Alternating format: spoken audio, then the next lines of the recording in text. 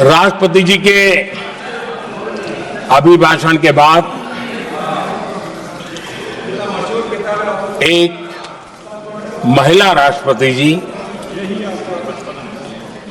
एक गरीब परिवार की बेटी,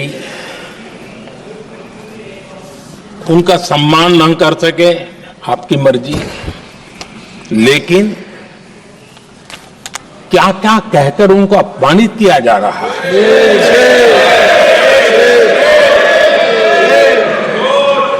मैं राजनीतिक हताशा निराशा समझ सकता हूं, लेकिन एक राष्ट्रपति के खिलाफ क्या कारण है? क्या कारण है?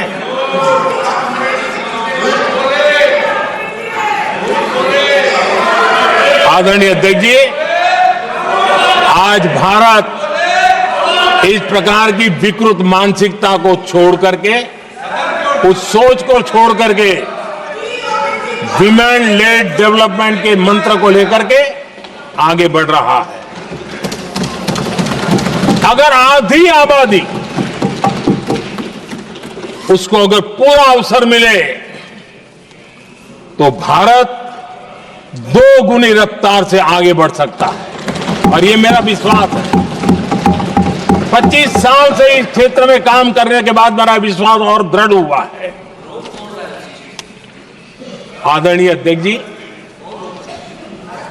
पिछले 10 साल में सेल्फ हेल्प ग्रुप्स अब तक 10 करोड़ नई महिलाएं एसएचजी में जुड़ी है,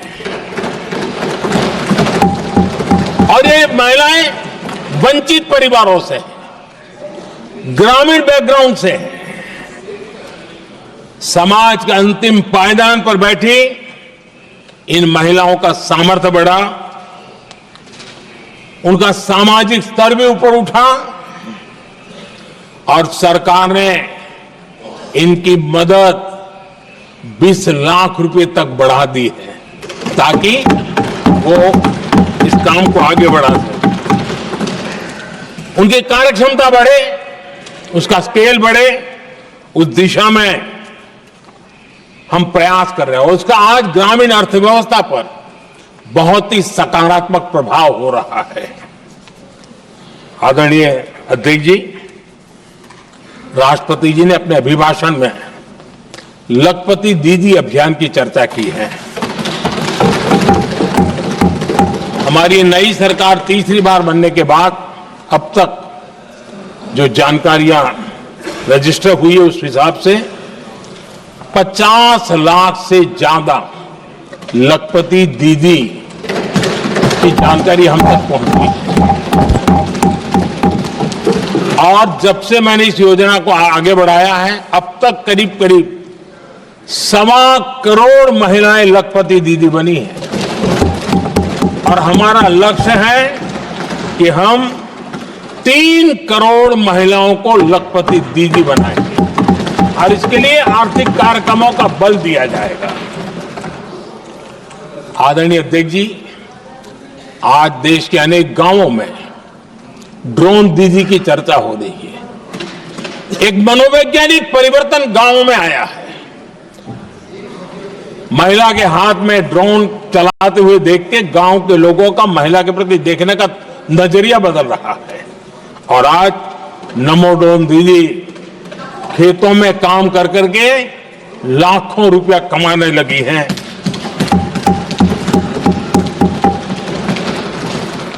मुद्रा योजना भी नारी शक्ति के लिए, उसके सशक्तिकरण की बहुत बड़ी भूमिका अदा कर रहा है।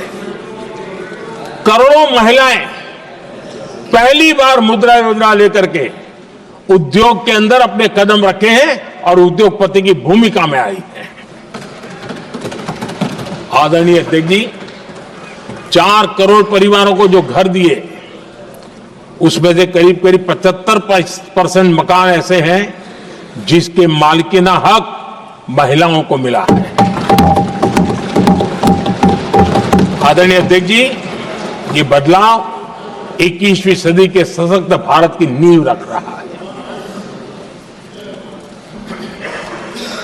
आदरणीय अध्यक्ष जी, विकसित भारत का लक्ष्य ग्रामीण अर्थव्यवस्था उसको सशक्त बिना किए बिना हम विकसित भारत का निर्माण नहीं कर सकते। और इसलिए रूरल इकोनॉमी के हर क्षेत्र को हमने स्पर्श करने का प्रयास किया है। और हम जानते हैं रूरल इकोनॉमी में खेती किसानी का बहुत महत्व रहता है। विकसित भारत के स्टार स्तंभों में हमारा किसान एक मजबूत स्तंभ है। बीते दशक में खेती के बजट में 10 गुना वृद्धि की गई है, 10 टाइम। 2014 के बाद की बात मैं बताता हूं, और ये बहुत बड़ा जंप है। आदरणीय अध्यक्ष जी, आज जो लोग यहां किसान की बातें करते हैं, 2014 से पहले यूरिया मांगने पर लाठी पड़ती थी, रात रात कतारों में खड़ा रहना पड़ता था। और वो जमाना था जब खाद किसानों के नाम पर निकलती थी, लेकिन खेत में नहीं पहुंचती थी, कहीं और ही काले बाजारी में, और 1 रुपया 15 पैसा वाला हाथ की सफाई का खेल चलता था। आज किसान को पर्याप्त खाद मिल रही है।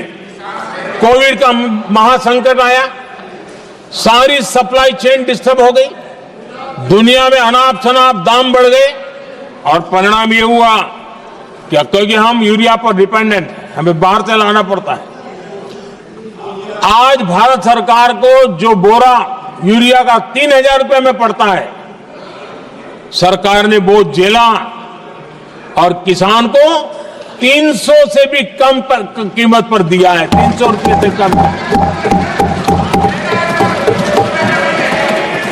किसान को ज्यादा से ज्यादा फायदा हो, इसके लिए लगातार हम काम कर रहे हैं। आदरणीय अध्यक्ष जी, किसानों को सस्ती खाद मिले, इस एक काम के लिए पिछले 10 साल में 12 लाख करोड़ रुपया खर्च किया गया है।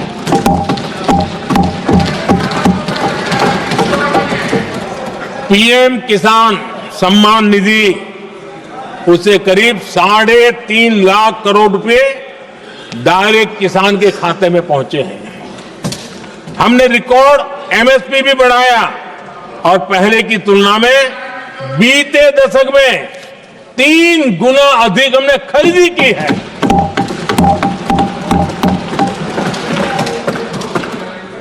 किसान को ऋण मिले, आसान ऋण मिले, सस्ता ऋण मिले, उसमें भी 3 गुना वृद्धि की गई है।